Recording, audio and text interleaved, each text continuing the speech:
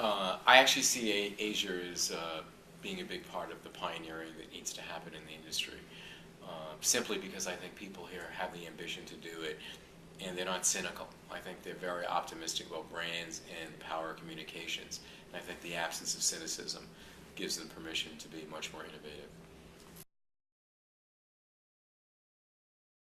Interesting question. I always think about that in terms of JWT. I think that when I first took over the network in 2004, I had this idea of rotating the headquarters in different parts of the world, and I realized pragmatically it was just so difficult to do that because so many of the global clients that we deal with are for the most part based out in New York and London. But I definitely think it's a possibility in the not too distant future.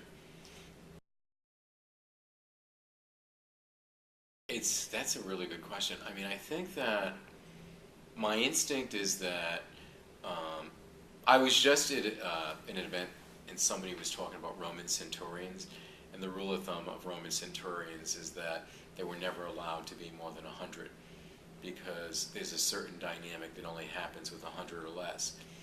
So I actually think, in some ways, as big as the business has become, it may get smaller in terms of teams because I think the degree to which clients and brands need integration is going to necessitate that. And how that takes form, I'm not exactly sure. I think in many ways it may go back to what it used to be like before.